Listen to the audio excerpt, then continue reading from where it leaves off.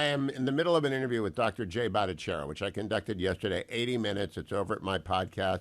It's on my website, the video of it. What do you think of Dr. J? I think he's a smart guy, and I appreciate anybody who cut against the mainstream sort of talking points and, in fact, bullying when it came to COVID.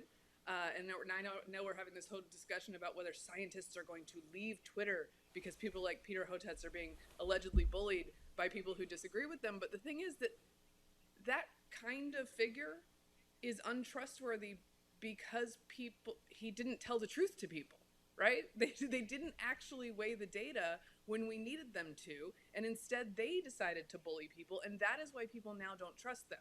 And no one ever deals with the original sin of the trust crisis when it came to COVID, and that's a big one. That's what I Dr. J, someone I actually trust.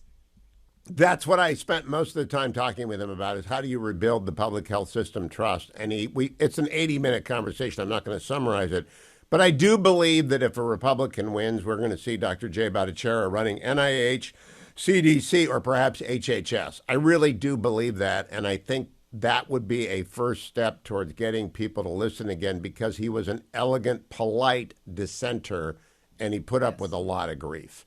Now, Mary Catherine, Hunter Biden, I have to ask you, what's your reaction? Now, he's an addict. I understand that. I know his family cares for him, but what do you think about this?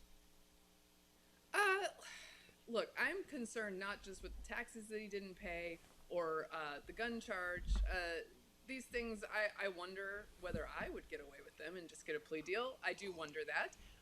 What's also important to me is where the millions were coming from that he was not paying the taxes on. Meanwhile, I do think, despite the fact that he obviously has personal troubles, it is fine to be concerned that he's not only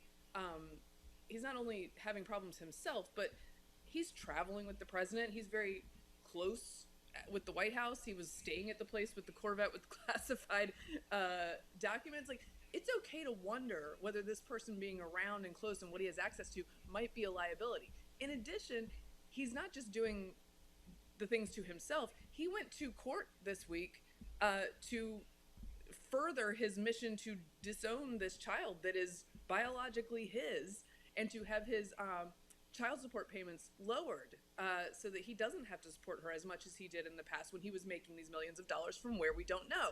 And so, no, I don't decline to criticize someone like that who is connected to power, who is doing a lot of bad things in a lot of areas. I think it's fair to have that discussion, and I wonder if he's being treated with kid gloves. And I think that's a fair thing to wonder.